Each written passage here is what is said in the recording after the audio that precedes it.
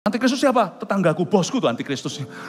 Sejahat-jahat orang itu dia itu masih orang. Antikristus itu sudah beda level lah. Guys, beda level. Jangan dikirik antikristus. Hitler pun ada apa-apanya.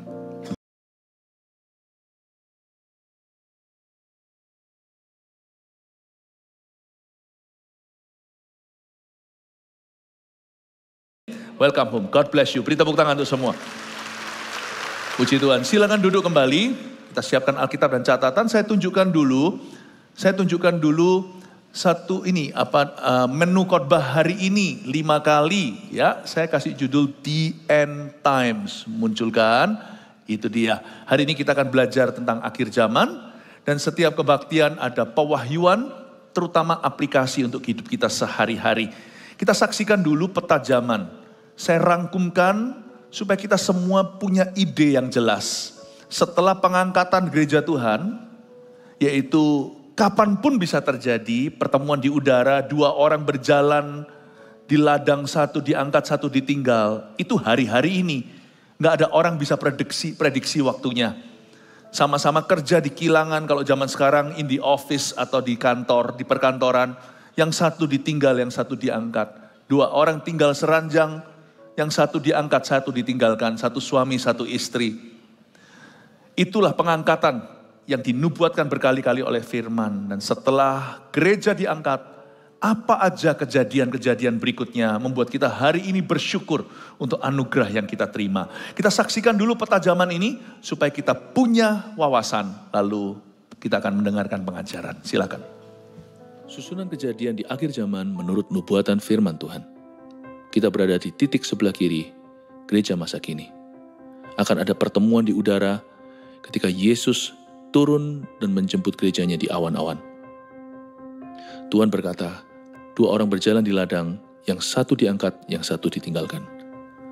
Tugas kita adalah hidup berjaga-jaga setiap hari, sebab tidak seorang pun tahu waktu dan saatnya. Setelah pengangkatan gereja Tuhan dari atas muka bumi, semua penduduk dunia akan jatuh ke bawah kuasa Sang Antikristus. 3,5 tahun pertama pemerintahannya akan diwarnai dengan kemenangan.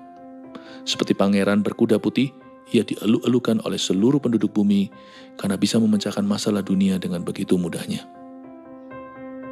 Namun 3,5 tahun terakhir pemerintahannya, Sang 666 akan kelihatan warna aslinya. Juga dalam pemerintahannya, Tuhan akan memukul bumi dengan berbagai macam murka. Malapetaka, bencana alam, perang, dan sakit penyakit yang belum pernah terdengar dan terjadi, akan terjadi di mana-mana. Tuhan membatasi pemerintahnya hingga 7 tahun, jikalau lebih dari itu tentunya seluruh bumi akan musnah. Di akhir pemerintahan Sang Antikristus, Tuhan akan turun ke bumi bersama dengan orang-orang kudus.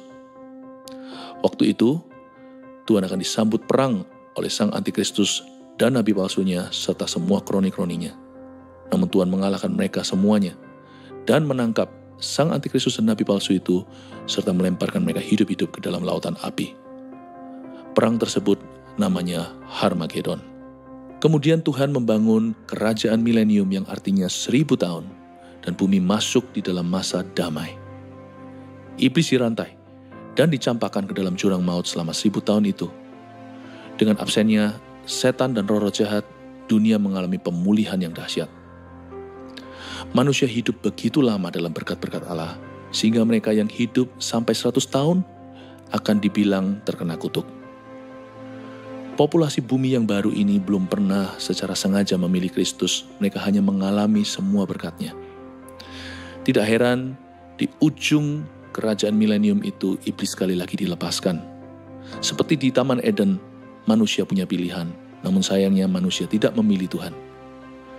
Dan setan berhasil memobilisasi seluruh bumi untuk berperang melawan Tuhan sekali lagi, dan ini adalah ujung segala peperangan yang ada di dunia. Perang itu bernama Perang Gog dan Magog.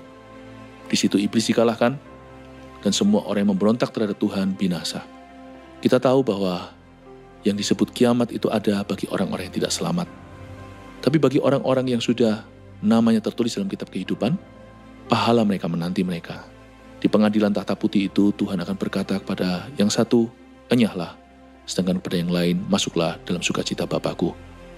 Kambing dan domba pun dipisahkan, dan pun membuat perbedaan antara orang fasik dengan orang benar.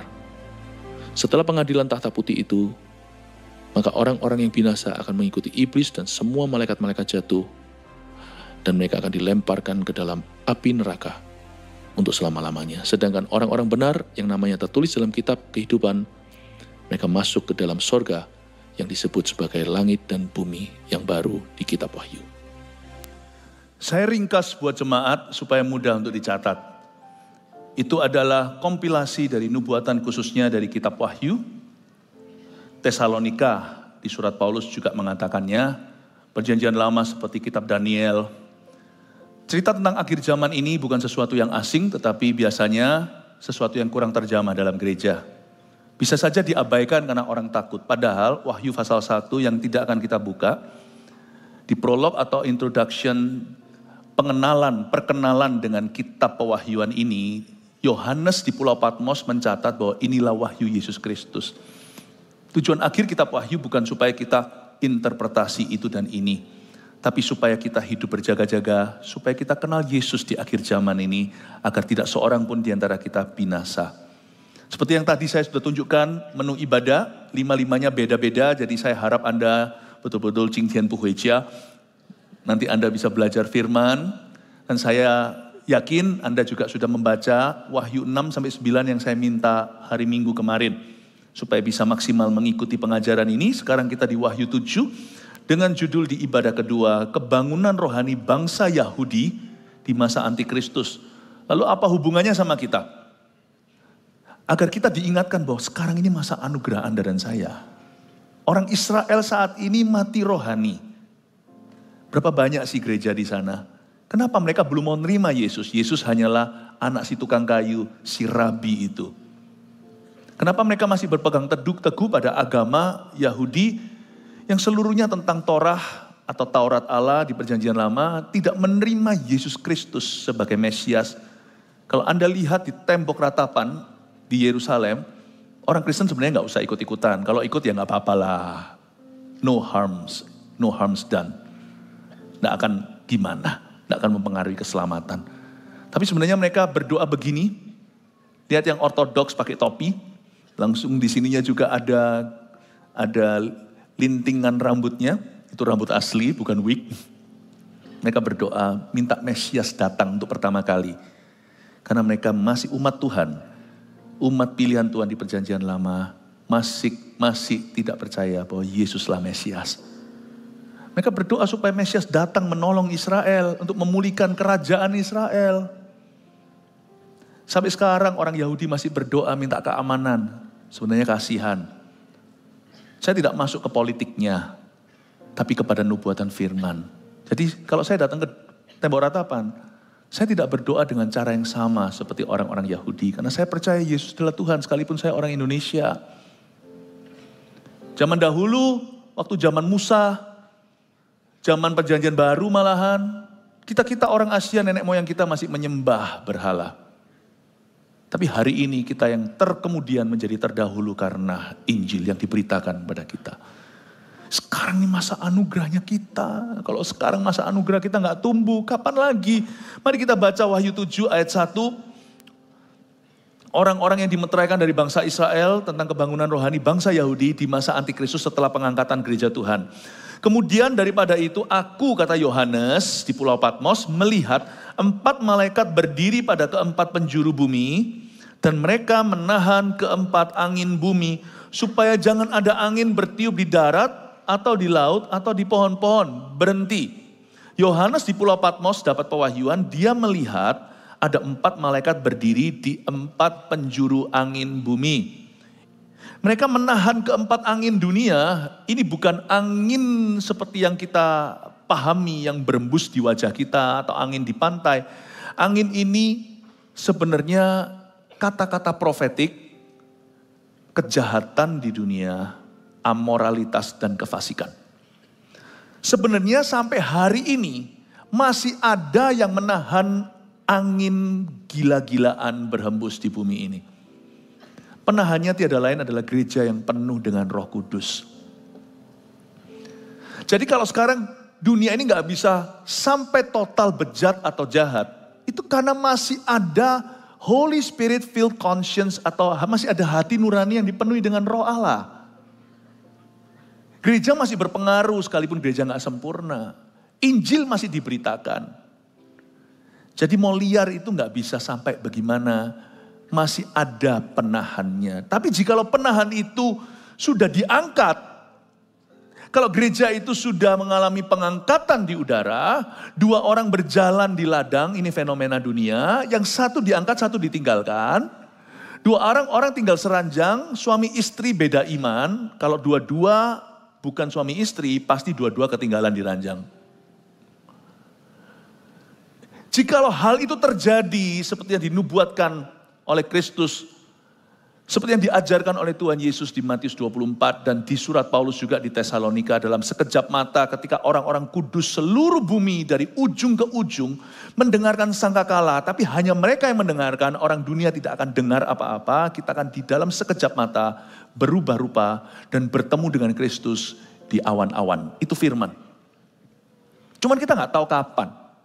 Jangan percaya orang yang mencoba memprediksi waktu, baik tahunnya kayak bulannya, harinya apalagi jamnya, udah gak usah percaya yang gituan. Tugas kita hanyalah hidup berjaga-jaga. Nah kita bersama dengan Roh Kudus, gereja perjanjian baru yang penuh dengan Roh Allah, itu menjadi penahannya. Gak usah dibuka, tapi di 2 Tesalonika ditulis begini. Sebenarnya roh kedurkaan itu secara rahasia sudah bekerja, tapi penahannya ada, jadi mereka tidak bisa keluar. Tapi kalau penahannya itu sudah diambil, maka sang antikristus itu akan dinyatakan kepada dunia ini. Karena yang menahan masih ada, yaitu kita. Di kebaktian 1 tadi saya sampaikan, kalau sampai pengangkatan terjadi, itu akan menjadi fenomena dunia. Kenapa antikristus itu bisa bangkit dan dia bisa naik daun? Karena terjadi kekacauan secara global, dibutuhkan semacam krisis untuk membuat pahlawan itu bisa muncul. Tapi pahlawan kali ini bukan Kristus, yang diinginkan oleh dunia adalah antikristus. Dunia yang sentimennya anti-Kristen, anti-Kristus, anti-pendeta, anti-gereja. Nanti mereka akan dapat yang mereka inginkan. Pada akhirnya Tuhan akan berikan pada mereka keinginan hati mereka. Mereka akan jatuh ke bawah kaki sang antikristus. Keempat malaikat yang berdiri pada keempat penjuru bumi itu menahan keempat angin dunia. Kefasikan, kejahatan, amoralitas tetap ada batasnya. Misalnya di benua Amerika, itu sudah amoralnya seperti apa.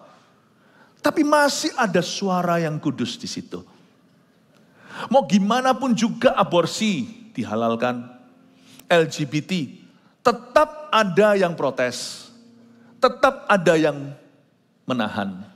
Tetap ada juga yang berdoa agar terjadi kebangunan rohani.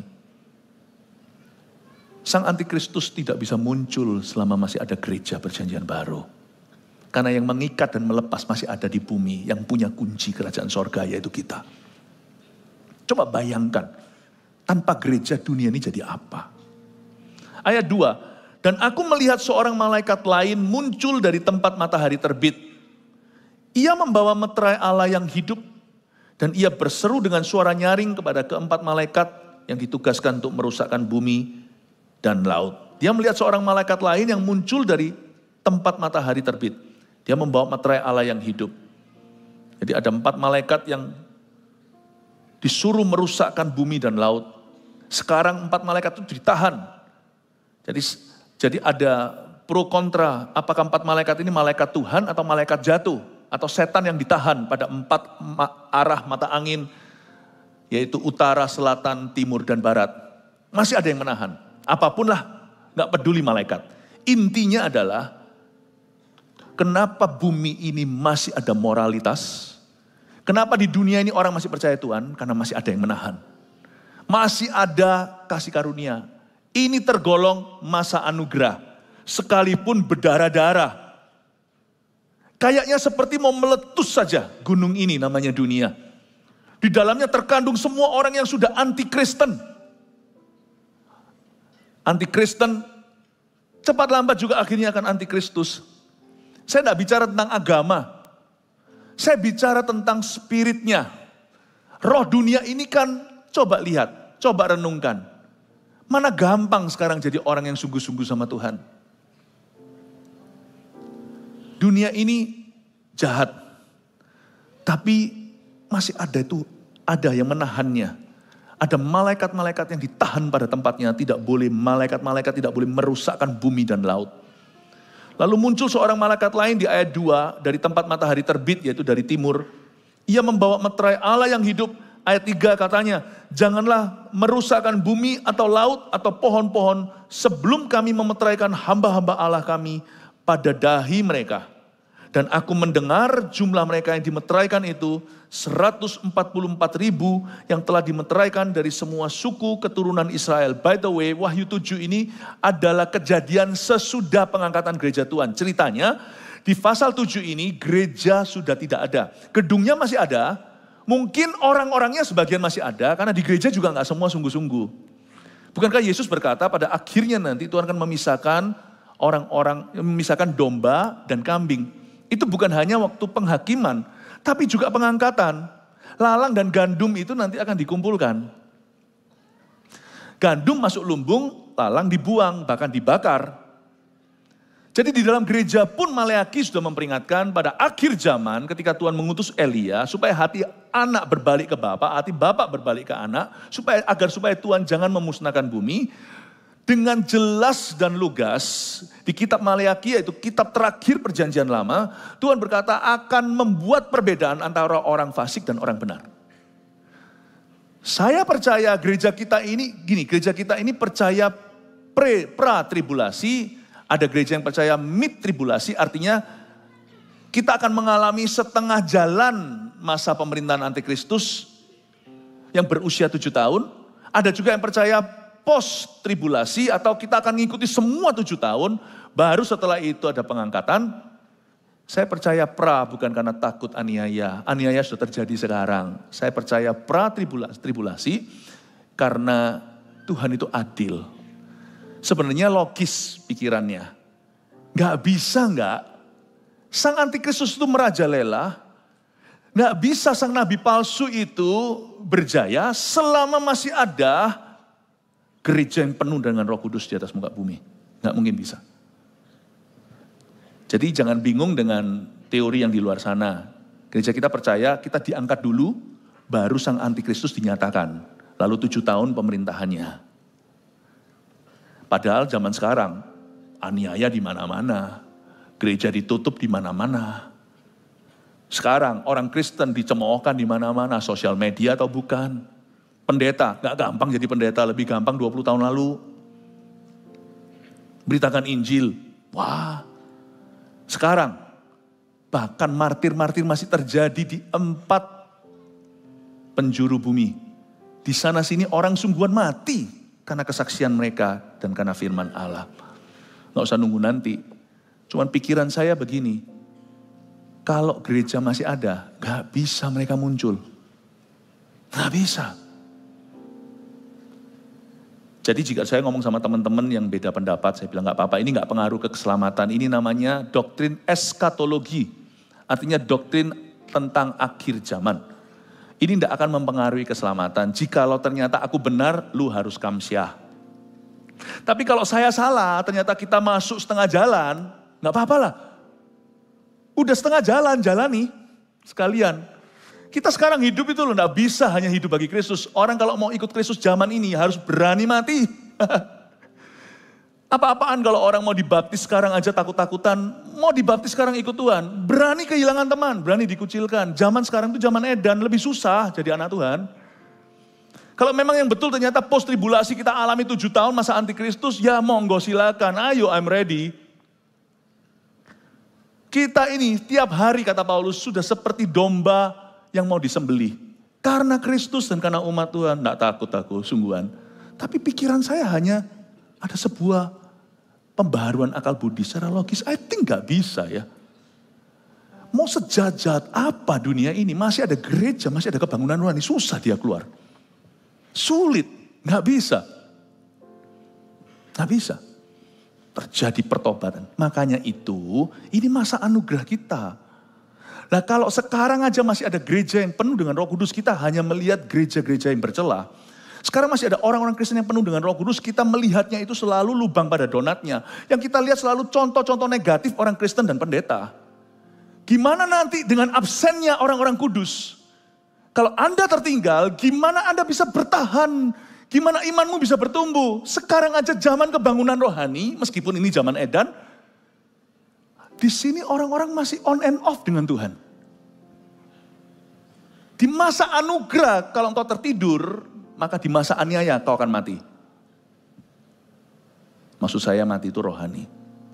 Sekarang itu 4 malaikat yang mau hendak merusakkan bumi, darat, laut, dan pohon-pohon, ditahan pada tempatnya. Nanti setelah Tuhan mengangkat gerejanya, Tuhan akan bicara sama seorang malaikat, buka materainya. Cilaka. Kesesatan belum seberapa zaman ini. Sekalipun tiap hari kita merasa sudah kiamat. Tapi belum saudara, ini masih masa anugerah. This is still the day of grace.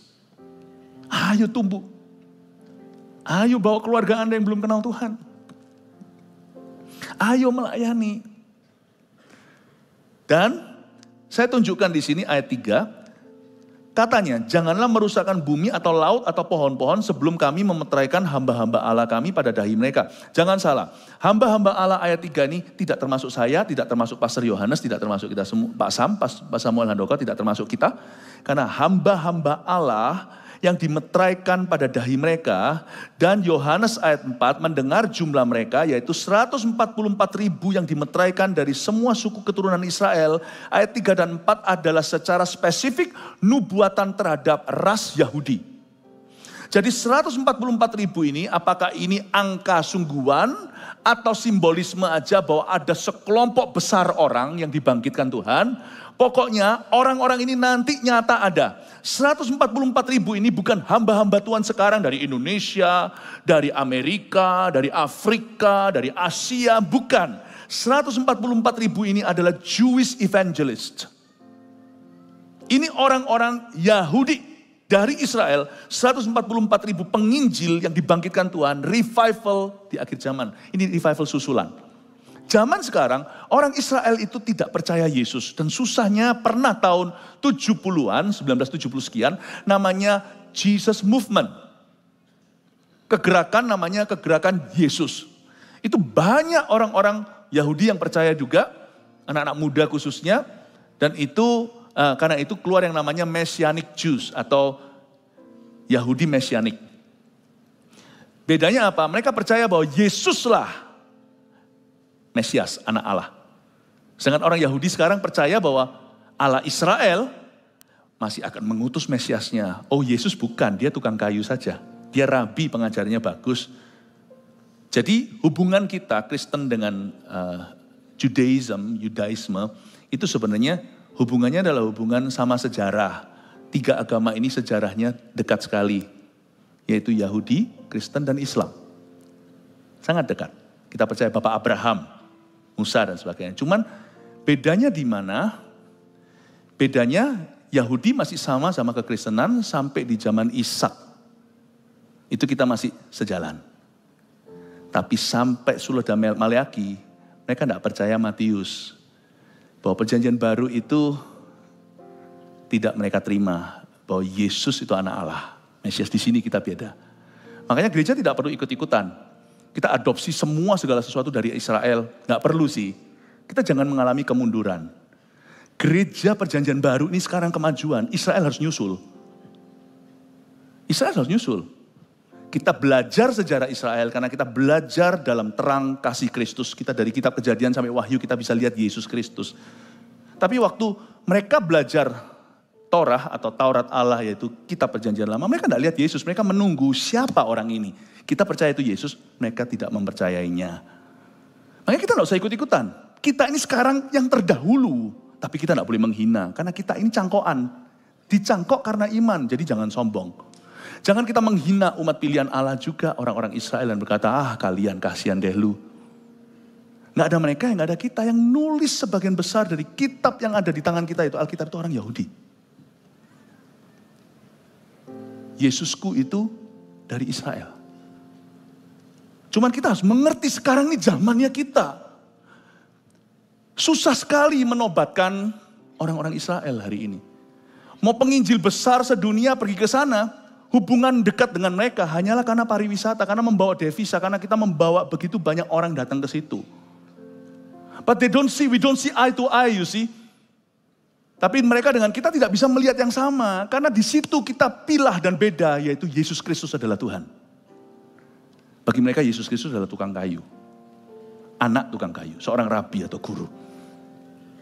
Supaya Anda mengerti ya, gereja kita nggak usah ikut-ikutan ke arah Yudaisme, karena kita enggak. Tapi kita harus mengerti, paham hari ini, this is our time. Ini waktunya kita. Kita harus berlari, kita harus sungguh-sungguh, kita harus memberitakan Injil ke seluruh bumi, lalu pengangkatan gereja-gereja. Setelah itu, di masa antikristus ada satu revival untuk orang Yahudi. Tapi waktu itu, kalau ada yang tertinggal, it's not your time anymore. Sekarang susahnya nggak bisa kita mau menangkan mereka itu, mereka merasa, lu siapa? Iya sih, mengertilah, kita tahu diri. Gimana kita gurui segala sesuatu yang bermula dari mereka. Mau kita punya gereja jutaan jemaatnya juga mereka tidak akan memandang. Mau kita hari ini pelayanan dengan berbagai macam mujizat pun mereka juga tidak akan look up. Karena orang Yahudi akan merasa, ini agama kami, kalian gak tahu apa-apa. Paham maksud saya? Karena itu sekarang waktunya kita berlari. Ini memang bukan zamannya kebangunan rohani orang-orang Yahudi. Susahnya luar biasa. Tapi nanti setelah gereja diangkat, masuklah masa antikristus. 3,5 tahun pertama kebaktian 1 saya sudah jelaskan. Itu antikristus akan naik daun. Ini pemimpin figur politis sedunia. Melalui suatu krisis global, dia bisa bangkit, diurapi oleh Lucifer dan setan sendiri. Orang ini akan menjadi jawaban seolah-olah bagi seluruh bumi. Tapi 3,5 tahun berikutnya ngeri, kelihatan warna asli. Supaya Anda mengerti ya, dunia ini akan ke arah mana. Jadi don't worry kalau sekarang Anda dengar perang lah, ini itulah, wah. Soal Iran, soal Israel, soal ini itu, wah sebentar lagi kiamat. Gak usah, tetap besok Senin ke kantor. Yang mau merit tetap aturkan. Kapan? Tetap konseling pranikah. Sebab perang dunia ketiga not going to happen, kata firman Tuhan. Itu nanti di Harmagedon dan perang Gog dan Magog. Tapi lain waktu. So much information ya, semoga Anda, makanya tadi saya sudah peringatkan kemarin minggu harus baca Wahyu 6-9 supaya bisa mengikuti. Nggak, jangan takut. Waduh kalau gitu buat apa aku lulus kuliah, mama, aku DO aja, drop out aja, nggak usah S2 sana, kalau bisa S3, kalau bisa S-teler.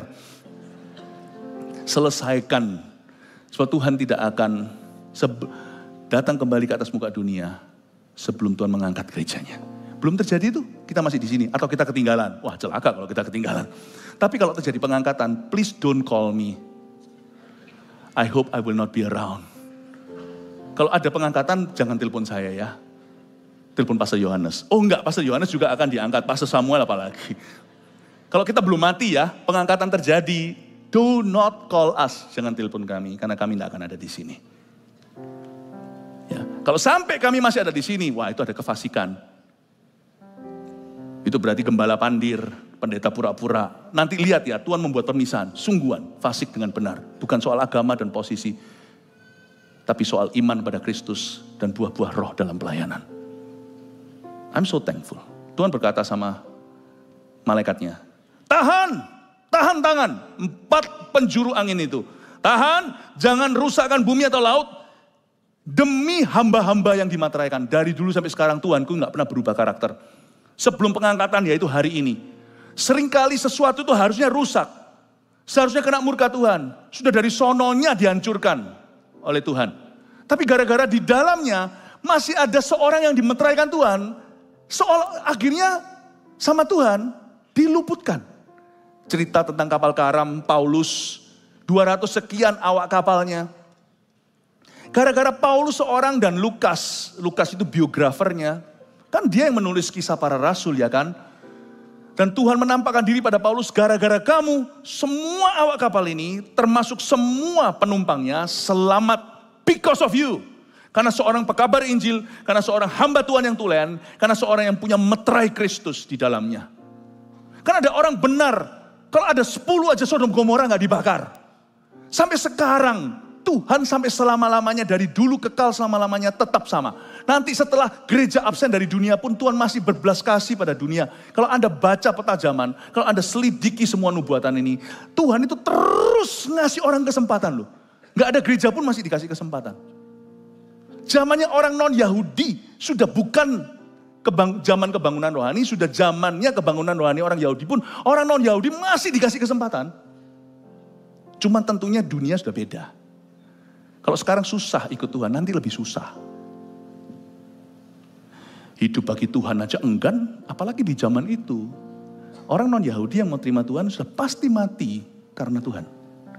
Udah pasti, udah 100%. Sekarang kan sebagian di dunia ini, nanti semua. Saya nggak mengada-ngada ini semuanya dalam firman. Karena mereka akan dibasuh jubahnya dengan darah anak domba, tapi mereka juga dalam darah mereka itu bukan untuk keselamatan masuk ke surga. Masuk surga itu darah Yesus, bukan darahmu. Tapi untuk engkau, agar orang-orang yang ditinggalkan tidak menyangkal imannya, basuh dalam darahnya. Sekarang aja dikasih sama Tuhan fasilitas kebangunan rohani di mana-mana aja enggan. Mati bagi Tuhan aja masih belum. Hidup bagi Tuhan aja masih ragu. Bagaimana mati bagi Tuhan, dia bisa teguh. Kalau saya ngomong gini bukan sembarangan. Saya kalau ikut Tuhan, gak berani mati untuk Tuhan. Gak usah hidup bagi dia. Hidup di akhir zaman. Kita orang Kristen aja, gak usah bilang pendeta, pekabar Injil segala. Kita ikut Tuhan tuh harus berani dianiaya, harus berani pikul salib. Harus berani menderita karena iman kita. Meskipun penderitaan kita mungkin tidak seberapa, paling dibenci tetangga. Apalagi jadi pendeta. Saya selalu ngomong sama orang-orang yang mau pelayanan. Saya bilang, kamu pelayanan, kamu siap menderita untuk Tuhan. Meskipun tidak tentu diizinkan seperti martir-martir Kristus. Tapi jangan ragu. Bapak ibu saudara, kalau Anda baca, Tuhan berkata, jangan rusakkan pohon, jangan rusakkan ini, itu, laut, bumi, sebelum kau meteraikan hamba-hamba pada dahi mereka. Sebenarnya berkat terbesar dalam setiap keluarga adalah kalau ada orang benar di dalamnya. Sampai hari ini konsep itu betul.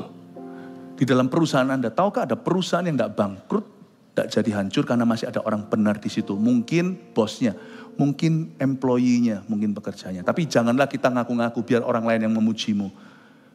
Yusuf tidak ngaku-ngaku gara-gara aku Mesir aman. Tidak, Firaun yang bisa melihat sendiri. Janganlah kita ngaku-ngaku dan percaya, bos, bisnisnya bos itu tetap langgeng hari ini karena saya. Pecat, nanti akan dipecat besok. Nggak usah ngaku, tapi biarkan jadi de facto dan bisa menjadi fakta. Bahwa karena ada orang benar di dalamnya, tempat itu diberkati oleh Tuhan. Sampai sekarang loh, meterai Tuhan itu benar. Nggak usah dibuka ya, tapi di 2 Timotius Paulus ngomong gini sama seorang anak muda. Dan dia berkata, dasar yang Tuhan taruh itu kokoh. Dan meterainya ini, Tuhan mengenal siapa milik kepunyaannya.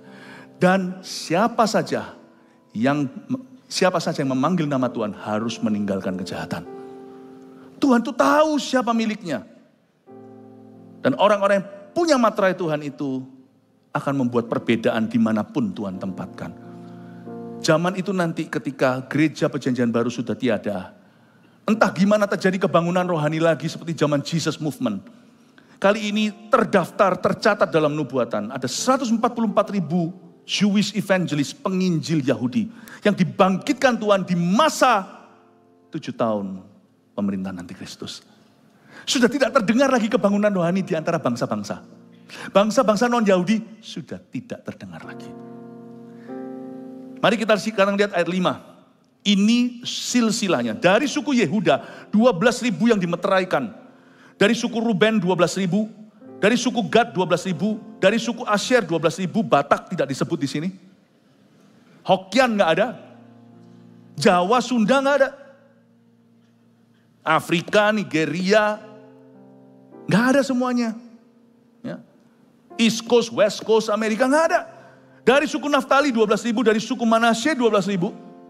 Dari suku Simeon 12.000, dari suku Lewi 12.000, dari suku Isakar 12.000, dari suku Zebulon 12.000, dari suku Yusuf 12.000, dari suku Benyamin 12.000, 12 kali 12, 144.000 penginjil Yahudi, ras Yahudi.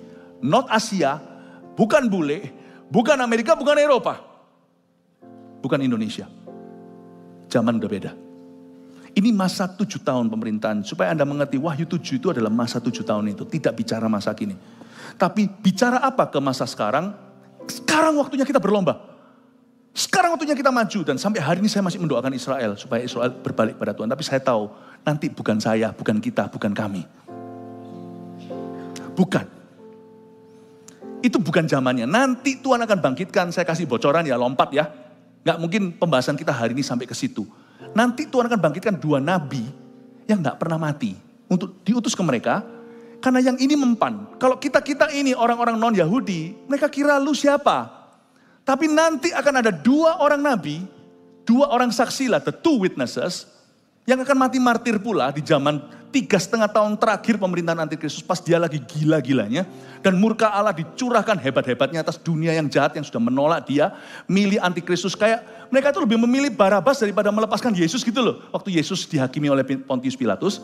Nanti 3,5 tahun terakhir itu akan terjadi kebangunan rohani.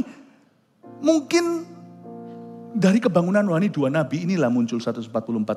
2 orang nabi itu ditulis, ini bukan karangan saya, baca sendiri kitab Wahyu. 2 nabi tersebut dikembalikan ke dunia. Kalau mereka bicara, semua telinga Yahudi pasti terbuka lebar. Tidak ditulis mereka siapa, asumsi saya, para ahli teologi pun berdebat soal ini. Kalau saya ditanya kemungkinan siapa, kemungkinan besar adalah Elia dan Henok yang tidak pernah mati memang. Elia akan disimpan sama Tuhan. Bukankah sudah dinubuatkan di Maleaki, pada akhir zaman nanti aku akan utus Elia. Memang Yohanes Pembaptis bergerak dalam spirit Elia, tapi dia bukan Elia, karena Kristen tidak ada reinkarnasi. Kristen itu kebangkitan. Nggak ada begini loh, ayo sana kalau jahat besok lahir jadi kelinci. Sana jadi kutu, sana jadi batu. Elia akan dikembalikan, 1 orang lagi, ada 2 orang yang tidak pernah melalui kematian, diangkat ke sorga. Di perjanjian lama kitab Kejadian namanya Henok, yang satu lagi di kitab Raja-Raja namanya Elia. Kalau ini turun, saya percaya orang Yahudi dengar. Zaman dulu penginjil-penginjil besar yang bisa membawa jutaan orang kepada Tuhan aja datang ke Israel dihargai. Tapi dihargai sebagai teman, sebagai rekan pariwisata, religiusi, ziarah. Tetapi mereka tidak percaya. Peduli amat lu siapa. Tapi kalau yang bicara Elia, dengar mereka. Elia akan dikembalikan. Jadi Elia disimpan. Karena Elia bukanlah zamannya gereja non-Yahudi. Elia sekarang nih zamannya non-Yahudi nih. Zamannya Roh Kudus melalui believers. Melalui orang-orang percaya pada Kristus. Melalui believers. Melalui gereja, melalui the New Testament Church. Yang terdiri di dalamnya ada rasul, ada nabi, ada guru pengajar, ada gembala, ada penginjil, dan ada tubuh Kristus berupa-rupa pelayanan. Ini waktunya kita. Dan kalau Anda kira kita selama-lamanya di atas muka dunia, Anda salah. Kita mati aja tahu kok, kita aja tahu bahwa kita akan mati. Sedangkan kita tahu kita tidak bisa sepanjang umur itu, kita tidak bisa hidup ratusan tahun. Dan belum lagi kita tidak tahu kapan Tuhan datang kembali. Elia disimpan bukan untuk gereja perjanjian baru. Tapi Elia disimpan untuk nanti akhir zaman itu. Saya percaya Henok juga. Henok kan hilang. Anda baca kitab Kejadian. Dia berjalan dengan Allah 365 tahun. Lalu lenyap. Hal-hal ini perlu tahulah. Sekali-kali apalagi di hari kenaikan seperti ini Anda harus mengerti bahwa rencana Tuhan itu tertata. Yang kita nggak tahu adalah waktunya. Dan apa yang terjadi setelah pengangkatan itu kita harus mengerti. Nah, saya tunjukkan sekarang dari susunan 12 suku tersebut, ada satu suku yang missing, yang hilang. Sadarkah Anda waktu Anda baca tadi, suku Yehuda, Ruben, Gad, Asher, dan sebagainya, ada satu suku yang hilang namanya suku Dan. Coba Anda baca. Dan itu di Israel itu sebelah utara. Suku-suku waktu dapat alokasi tempat masing-masing atau wilayah oleh Yosua, waktu merebut Kanaan, dan dapat yang paling atas, yaitu di utara sana. Jadi mungkin daerah Hermon sekarang, daerah Galilea sana, utara Israel, kalau Yerusalem bawah. Nah suku Dan ini kok nggak ada? Saya kasih interpretasi, oke? Menurut saya, suku Dan ini nggak ada karena memang suku Dan itu melakukan suatu kejahatan yang susah sekali untuk dihapuskan. Karena kejahatan ini menyingkirkan Dia yang menghapuskan dosa.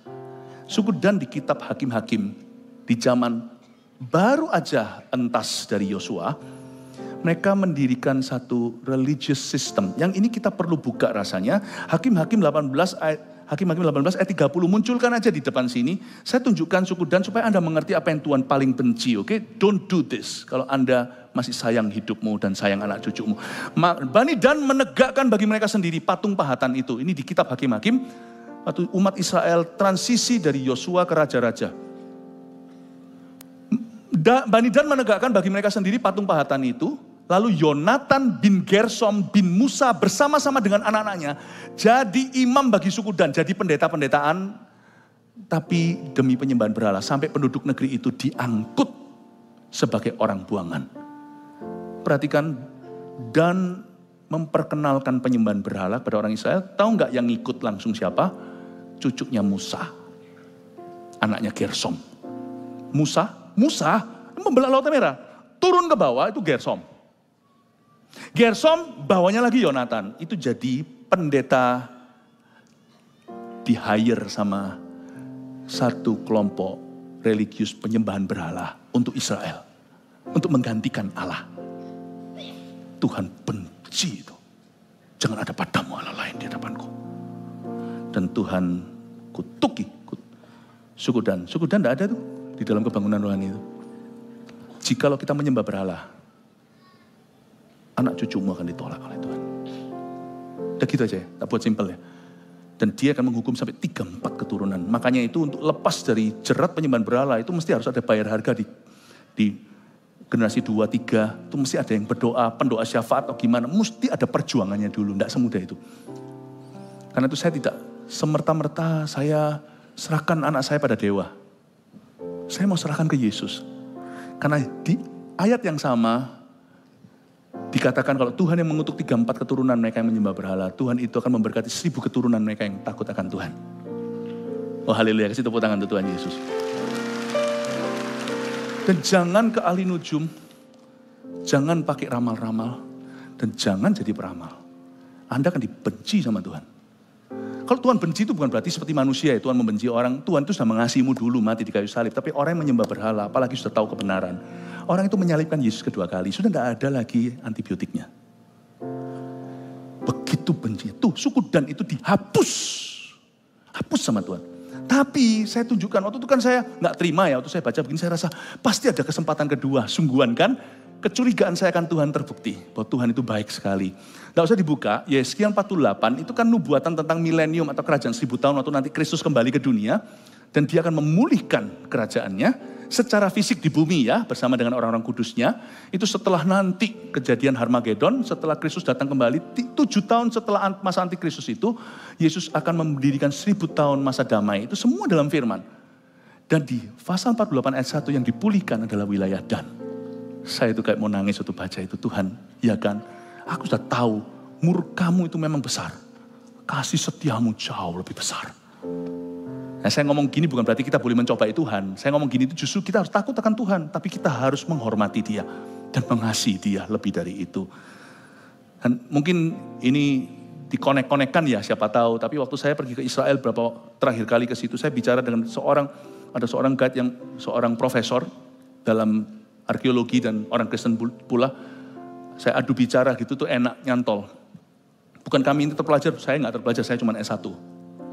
Cuma waktu saya ngomong-ngomong sama dia, saya bilang, terus juga ada juga yang berkata gini, sekarang itu ada orang-orang yang membuat masalah di Israel, itu kita nggak akan tahu, karena itu nggak masuk ke international news, itu masuk ke berita lokal. Yang bakar-bakar, yang ini, itu ekstremis-ekstremis yang bakar gereja, bakar apalah, itu adalah suku Dan. Loh, saya bilang kok bisa tahu suku Dan? Bukankah 10 suku Israel itu kan punah? Waktu mereka dijajah oleh Asyur atau Assyria itu kan terpencar-pencar. Iya memang, kalau secara nasional punah. Karena mereka kawin campur sudah gak murni. Kawin campur. Tetapi secara tradisi keluarganya pasti mereka masih pegang track record atau silsilah. Kalau Anda lihat sekarang di Israel, kalau ada yang pernah pergi ke situ, tentara-tentara yang masih muda, ada yang hitam sekali seperti orang Afrika. Mereka datang ke situ, dan mereka menunjukkan bukti bahwa mereka adalah turunan Yahudi. Mungkin itu Salomo bersama dengan ratu dari Ethiopia itu yang datang siapa tahu. Salomo istrinya begitu banyak. Mereka menunjukkan bahwa orang Yahudi diterima dan mereka menjadi orang Israel. Suku Dan itu jadi masalah hari ini. Dan kalau antikristus itu siapa saya tidak tahu. Jangan bilang antikristus adalah kokoku. Loh, kenapa? Karena dia jahat. Antikristus siapa? Tetanggaku, bosku tuh antikristus. Sejahat-jahat orang itu dia itu masih orang. Antikristus itu sudah beda level lah. Guys, beda level. Jangan dikirik antikristus. Hitler pun ada apa-apanya. Oke? Antikristus ini saya sekalian kasih Anda karena Anda sudah dewasa, sudah berapa tahun jadi orang Kristen dan gereja ini terus dapat pengajaran jadi saya rasa aman. Izinkan saya untuk mengatakan bahwa sebenarnya antikristus orang bilang si inilah, tokoh inilah, jangan sembarang tunjuk ya karena kita tidak tahu. Kalau sampai Anda tahu berarti Anda sudah ketinggalan. Kalau Anda tahu berarti Anda tertinggal. Sebab saya tidak akan melihat antikristus itu. Bukan karena saya takut. Sekarang aja roh antikristus di mana-mana. Gereja ditentang, pendeta dihina, orang Kristen di ini berapa kali? Saya masih ingat pada waktu khotbah di salah satu negara, saya nggak mau sebut mana. Saya khotbah dengan sniper yang sudah siap tembak dada saya. Saya nggak takut mati. Yang pernah ikut KKR saya di Palestina, Anda tahu kan? Ulah saya seperti apa ketika saya sudah dapat spotlightnya untuk Tuhan, saya beritakan Injil di alun-alun. Saya nggak takut mati. Tapi, saya mau tunjukkan pada Anda bahwa saya jadi lupa mau ngomong apa. Saya tunjukkan bahwa di zaman antikristus itu beda. Dan kalau Anda lihat suku Dan ya, yang mereka membuat kerusuhan segalanya itu suku Dan. Ada satu lagi yang janggal, coba lihat ayat 8. Dan dari suku Zebulon 12.000, dari suku Yusuf. Mana ada suku Yusuf? 12 suku Israel. Ada 2 itu Yusuf tidak dicantum, dimasukkan anaknya. Jadi 12 suku Yakub itu 10 anak, 2 cucu. Mewakili papanya, namanya Manasye dan Efraim. Kalau Anda lihat di ayat 6, ada tertulis dari suku Manasye. Manasye masuk, kokonya masuk di dalam silsilah ini. Termasuk di dalam dari suku itu akan ada orang-orang percaya, Messianic Jews atau Yahudi Messianic, akan ada bahkan penginjil-penginjil, revivalist, ras Yahudi, di zaman antikristus, Manasye disebut. Jadi keluarga itu dipilih sama Tuhan. Padahal pada waktu Yakub memberi berkat, seperti Esau dan Yakub taruh ke tangan kanannya di kepala Titi adiknya yaitu Efraim, tangan kirinya di Manasye, dibenerin sama Yusuf, salah pak, ini anakku begini susunan kelahirannya, papanya silangkan lagi. Tapi Efraim kok tidak disebut, padahal Efraim itu adalah suku terbesar di utara. Di selatan itu suku Yehuda. Yesus dari suku itu. Dan juga Daud. Paham ya? Efraim itu suku besar.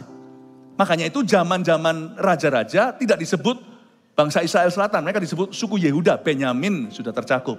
Kalau di atas 9 suku lainnya nggak disebut. Efraim itu berarti semua dan termasuk Manasye, Naftali, Simeon semua kena.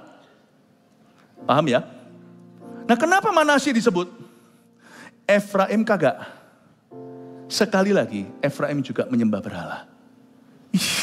Saya nggak berani sungguhan menukarkan Tuhan dengan apa. Tuhan itu kasih. Tapi jangan terus kita kira kasihnya lemah. Seorang suami yang mengasihi istrinya bukan berarti dia posesif, cemburuan, enggak. Tapi kalau istrinya madu dia nggak akan mau. Karena dia punya kebanggaan diri, dia punya harga diri. Seorang istri yang punya harga diri juga tidak mau dimadu sama suaminya. Apalagi Tuhanmu, jangan ada padamu Allah lain di hadapanku. Dan ditulis di sini dari suku Yusuf. Manasye disebut Manasye, Efraim ditiadakan disebut dari suku Yusuf. Hosea 4 ayat 17 nggak usah dibuka. Bunyinya begini, saya ingat karena pendek. Ya. Dan Efraim, nah itu dimunculkan juga nggak apa-apa. Ya, Efraim bersekutu dengan berhala-berhala. Biarkanlah dia. Ini kata-kata Tuhan. Efraim bersekutu dengan berhala-berhala. Let him go. Hati-hati ya. Anda harus tahu dari semua dosa yang Tuhan paling benci satu. Penyembahan berhala. Jangan coba-coba ke sana. Suggest pun jangan coba sarankan ke situ. Dengan cepat aja. Orang banyak yang tidak terhitung banyaknya di ayat 9. Kemudian daripada itu aku melihat. Sesungguhnya suatu kumpulan besar orang banyak yang tidak dapat terhitung banyaknya. Yohanes melihat sorga sekarang. Dari segala bangsa dan suku dan kaum dan bahasa berdiri di hadapan tahta dan di hadapan Anak Domba, memakai jubah putih dan memegang daun-daun palem di tangan mereka. Berhenti di ayat 9, saya jelaskan. Dikatakan dengan jelas bahwa Yohanes di Pulau Patmos mendapat pewahyuan, bukan hanya lihat zaman antikristus dan kebangunan rohani bangsa dan rasnya sendiri, Yahudi. Tapi Yohanes melihat sorga. Ternyata di sorga ada kumpulan besar orang banyak. Jadi Anda yang merasa diri minoritas di tempat kerja atau di rumah, lupakah Anda kitab Ibrani berkata ada banyak saksi di sorga? Tahukah lebih banyak yang menyertai Anda? Tahukah sebanyak-banyak orang binasa di dunia memang sempit jalan ke sorga? Banyak orang yang akan masuk ke sorga. Inilah kabar baiknya, Tuhan tahu siapa miliknya, meterainya, Tuhan meteraikan mereka yang menjadi miliknya. Kasih tepuk tangan untuk Tuhan. Dan di sorga, ini adalah deskripsi. Yohanes berkata, dari segala bangsa dan suku dan kaum dan bahasa berdiri di hadapan tahta. Jadi dari kalimat ini aja saya bisa ambil kesimpulan bahwa di sorga kita tetap akan unik. Di sorga orang bisa lihat bule adalah bule, Asia adalah Asia. Karena ditulis di sini dari segala bangsa. Dari suku, dari kaum dan bahasa. Kita kira semua kita gentayangan, tidak. Kita semua kan ada berada dalam tubuh kemuliaan. Bukankah hari ini, hari Kamis yang indah kita rayakan hari kenaikan? In heaven, dalam kemahatauan Tuhan, meskipun kita tidak maha tahu, tapi kita pasti lebih tahu daripada di dunia ini. Kadang-kadang kita lihat foto orang yang lama, ini siapa? Ini aku, waktu dulu umur 20, orang tidak recognize, mengenali. Tapi di sorga, kita akan tahu siapa adalah siapa. Saya curiga di sorga nanti, saya bisa kalau melihat Abraham, Bapak Ishak, Bapak Yakub, saya akan bisa membedakan mana Ishak, mana Yakub. Karena saya berada dalam kemahatauan Allah. Tapi saya sendiri tidak maha tahu. Di sorga itu akan ada kumpulan besar dari segala bangsa, suku dan kaum dan bahasa. Orang yang mati sampai ke sorga, namanya tertulis dalam kitab kehidupan, mereka tidak lenyap. Kita akan tahu siapa adalah apa di dunia dulu apa, tahu. Cuman Tuhan akan hapus air mata. Ini membuat saya tidak takut gitu loh untuk mati. Membuat saya tidak worry. Kalau seolah-olah setelah meninggal itu putus segala hubungan. Setelah mati itu ya sudah. Gak ada cerita, not really. Bagi kita yang punya hidup kekal, life continues. Haleluya, indah ya. Indahnya anak Tuhan orang Kristen itu, yang lahir baru ya, bukan Kristen-Kristenan, yang kenal firman. Dan dikatakan di sana orang-orang itu bukan hanya pakai jubah putih, itu so pasti karena kita semua ditebus oleh darah Yesus. Tapi mereka pegang daun palem di tangan mereka, katakan daun palem. Daun palem itu seperti yang dipakai oleh kaisar itu loh. Kalau Anda lihat, bahkan sekarang pun kalau ada logo-logo pizza contohnya Caesar apa itu kan ada palemnya di sini atau ada daunnya. Itu juga zaman Olimpiade dulu ketika dipopulerkan oleh Roma di kolosium tersebut yang menang itu loh yang lari telanjang, yang lempar batu semua zaman-zaman purbakala. Sekarang hanya ada patung-patungnya.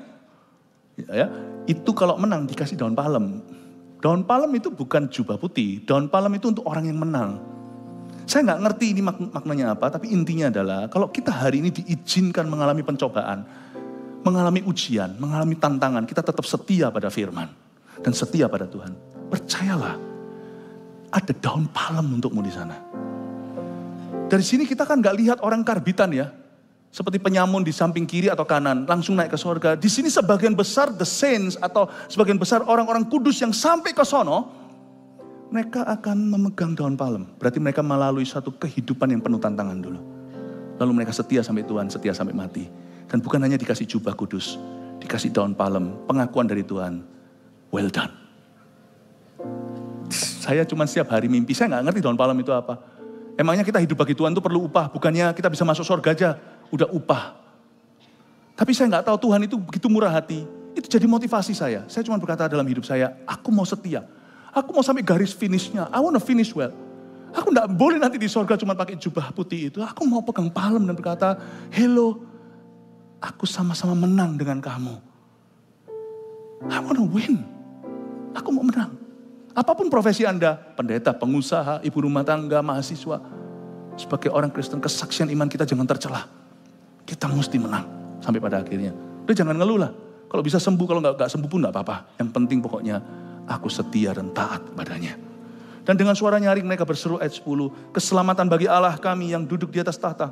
Dan bagi anak domba. Dan semua malaikat berdiri mengelilingi tahta dan tua-tua dan keempat makhluk itu.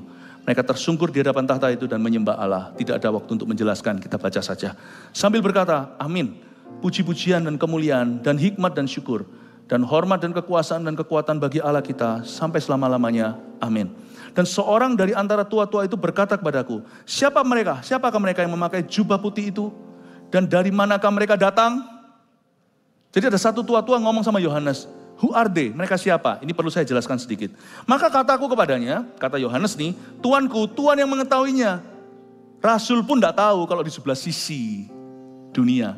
Kita yang hidup ini, seperfect apapun iman kita masih melihat dengan samar-samar seperti di kaca buram.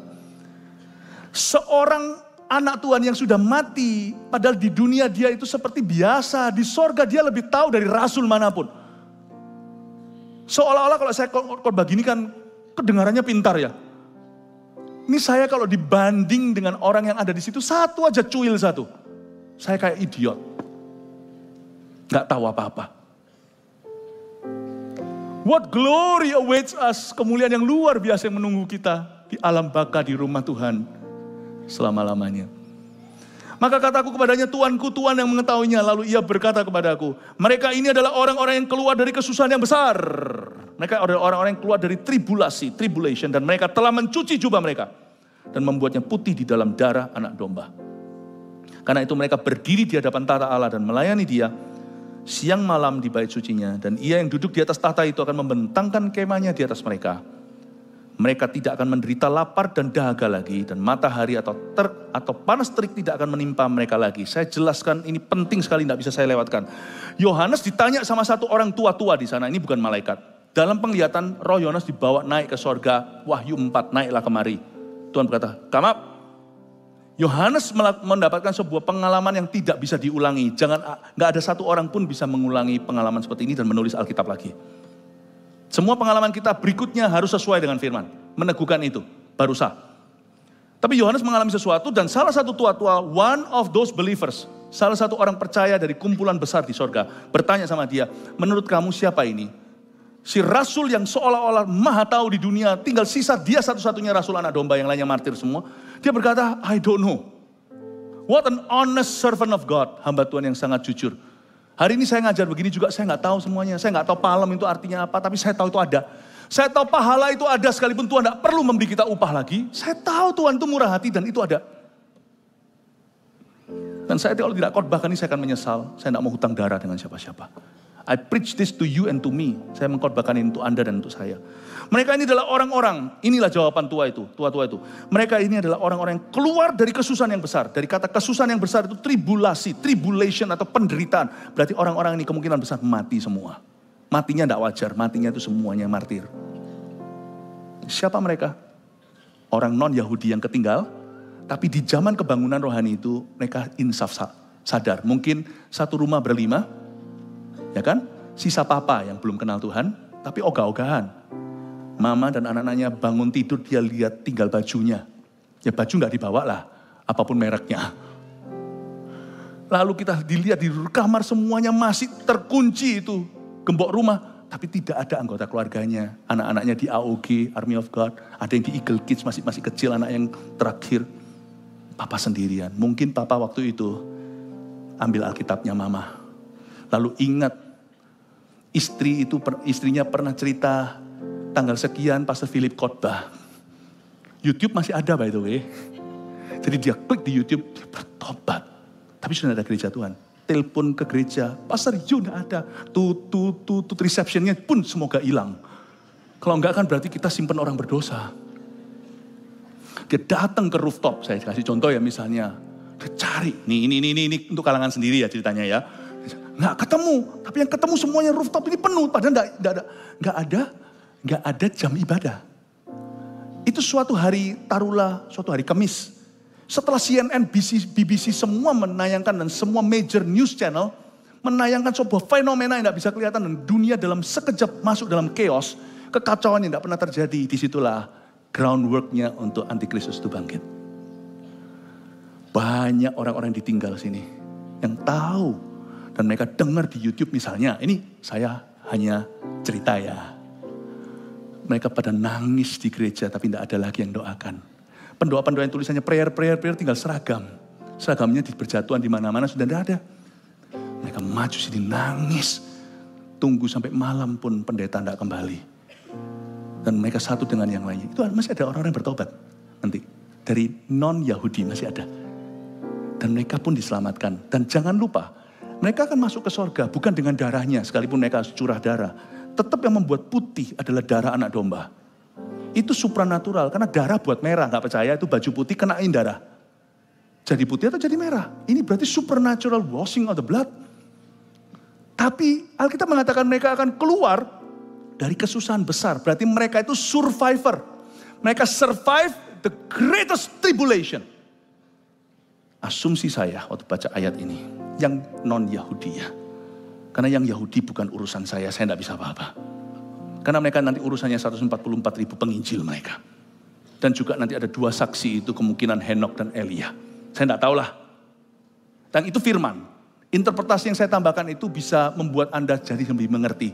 Tapi yang firman 2 saksi itu tidak bisa diubah. Henok, Elia atau bukan itu bukan urusan. Tapi yang Yahudi saya beri, non-Yahudi, Anda dan saya. Dalam wilayah kerasulan kami. Kalau hari itu terjadi,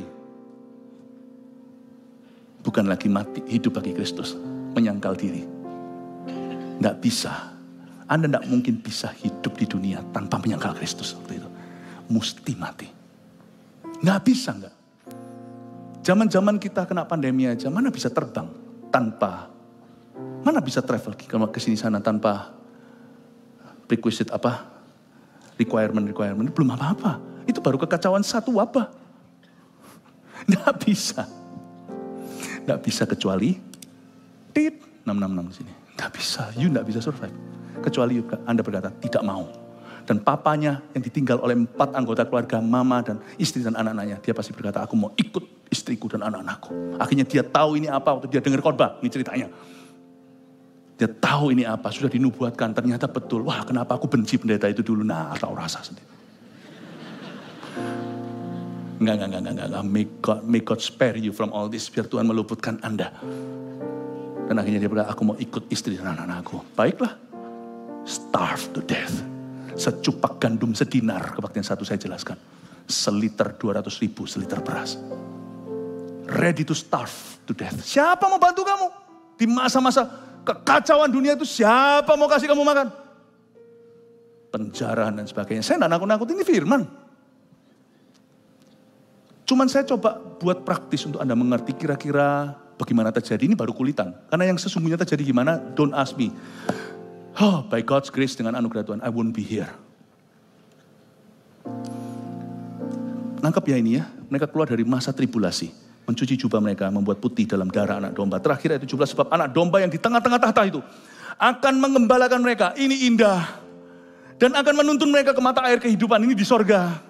Dan Allah akan menghapus segala air mata dari mata mereka. Sebab anak domba yang di tengah tahta, ini bicara tentang hubungan Kristus dengan kita di dunia akan continue di sorga. Dia tetap adalah gembala kita. Bedanya di sorga, kami tidak akan jadi gembala sidangmu lagi. Anda sudah sama gembala agung loh, ngapain? Pakai perantara. Nggak perlu. Waktu itu, hubungan Kristus dengan kita jauh lebih indah daripada ketika kita alami dia di dunia. Waktu itu kita akan lihat dia muka dengan muka. Entah gimana, kalau ada kumpulan besar manakah bisa Tuhan melayani satu persatu. Disinilah welcome to the knowledge of the supernatural presence of Jesus. Omnipresence atau kehadiran Tuhan yang maha hadir di mana-mana. Gimana? Saya yakin anaknya waktu sampai ke surga, papa. Waktu diangkat pasti gimana kan, robek di tengah kan. Saya tidak tahu gimana, tapi Tuhan akan hapuskan air mata. Itu bukan berarti Tuhan hilangkan memori mereka, tapi Tuhan punya sapu tangan yang kita nggak punya. Saya dapat kesempatan yang cukup. Engkau tidak lagi bertanggung jawab atasnya, aku lebih mengasihi dia daripada kamu mengasihi dia. Sudahlah, kemarilah, masuklah dalam bahagia Bapakku. Yang tersisa itu nanti akan urusin. Entah Tuhan akan ngomong sesuatu, entah Tuhan akan bilang, Roh Kudus masih ada di dunia. Siapa bilang Roh Kudus diambil? Yang diambil adalah gereja yang penuh Roh Kudus. Yang disisakan adalah gereja yang pura-pura. Orang Kristen yang dimuntahkan suam-suam kuku itu. Enggak akan. Nggak akan terangkat. Dan Tuhan akan pasti mengatakan sesuatu yang menghibur hatinya. Waktu masuk ke gerbang sorga, tidak ada air mata. Tuhan punya sapu tangan yang kita tidak kenal. Bagaimana dengan orang yang keluarganya binasa, nggak sempat masuk, nggak sempat mengenal Kristus sebagai juru selamat. Tuhan pasti punya cara sebelum seorang masuk ke sorga, menghapus semua penyesalannya. Saya nggak tahu itu pasti beyond atau melampaui semua ilmu counseling yang kita ketahui. Karena Tuhan itu maha tahu, Tuhan itu maha bijak. Tapi yang pasti, selama kita hidup, kita nggak boleh menyerah dulu. Supaya nanti tidak perlu banyak dilap sama Tuhan. Saya nggak mau. Saya harap nanti Tuhan nggak perlu pakai. Tetap perlulah sebagai hamba Tuhan, saya pasti pernah tak sanggup membawa seseorang pada Tuhan. Saya harap waktu itu ada sapu tangan yang akan mengelap matanya para hamba-hamba Tuhan. Sudah, tugasmu sudah selesai. Mereka bukan tanggung jawabmu, kamu bukan Tuhan. Mungkin satu kalimat dari Tuhan membuat saya cukup puas. Kamu bukan Tuhan. You cannot save the whole world. Baik Tuhan. Satu, dari semua dosa Tuhan paling benci penyembahan berhala. Catat itu. Oh, no play this one. Jangan main-main dengan ini. Jangan coba-coba dengan yang ini ya. Dari semua dosa Tuhan paling benci yang wahid. Jangan ada padamu Allah lain di hadapanku. Dua, kasih karunia Tuhan lebih besar daripada murkanya. Itu yang kita pelajari hari ini. Semurka-murka Allah itu tetap kasihnya itu loh. Aduh, orang Yahudi itu nolak dia itu seperti apa? Coba bayangkan. Disimpan, tunggu. Nanti kalau Anda baca seluruh kitab Wahyu itu mau nangis saja. Kudu mau nangis. Saya nggak lihat antikristusnya. Di zamannya nanti 1000 tahun masa itu Tuhan masih kasih kesempatan di Taman Eden. Dunia nolak lagi. Ujungnya dunia kembali memberontak. Perang Gog dan Magog pun terjadi. 1000 tahun itu banyak orang hidup lama. Orang hidup sampai 100 tahun dianggap kena kutuk. Itu nanti ujungnya Tuhan masih kasih kesempatan. My God never gives up. Dia punya kasih itu satu tipe. Stubborn love. Cintanya Tuhan sama dunia itu ya. Pengku keras kepala cintanya. Setia. Kasih Tuhan itu lebih gede daripada murkanya. Karena itu di sini ada yang berkata, mungkin Tuhan tidak mau terima aku lagi. Ngomong apa itu? Apa Tuhan bisa ampuni dosaku? Aku sudah hancur babak belur. Apa itu selama Anda masih hidup? Kasih Tuhan itu lebih besar. Dia bisa pulihkanmu. Mungkin ada konsekuensi yang sudah terjadi. Hamil di luar nikah masa ditelan lagi? Lahirkan. Jangan digugurkan. Tapi kalau Anda berbalik kepada Tuhan, Tuhan akan memulihkanmu. Dan anak itu diadopsi oleh Tuhan Yesus. Saya dorong Anda untuk percaya kasih karunia itu lebih besar. Tapi jangan mencobai Tuhan karena mentang-mentang kasihnya besar. Gak apa-apa, nanti diampuni lagi. Orang yang seperti itu, orang yang kualat. 3, masa anugerah bangsa non-Yahudi adalah sebelum pengangkatan gereja. Anda satu keluarga bertiga, berempat, berlima, bertujuh. Sekarang waktunya melayani Tuhan. Sekarang waktunya sama-sama ke gereja. Sekarang waktunya kita dibaptis yang belum. Nunggu apa lagi? 1, 2, 3. Bapak terima kasih meteraikan firman-Mu dengan kehidupan yang berbuah-buah dalam Roh-Mu. Terima kasih untuk masa anugerah. Kami tidak mau sia-siakan kesempatan.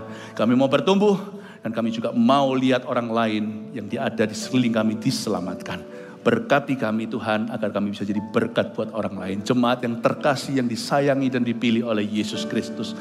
Angkatlah kedua tanganmu dan terimalah berkat dari Allah Bapa, Allah Putra, Allah Roh Kudus. Menyertai hidupmu dari sekarang sampai Maranatha hingga Yesus datang kembali. Di dalam nama Yesus, haleluya. Amin. Selamat siang. Yesus memberkati. Kebangunan rohani bangsa Yahudi di masa Antikristus. 1. Dari semua dosa Tuhan paling benci. Penyembahan berhala. 2. Kasih karunia Tuhan lebih besar daripada murkanya. 3. Masa anugerah bangsa non-Yahudi adalah sebelum pengangkatan gereja.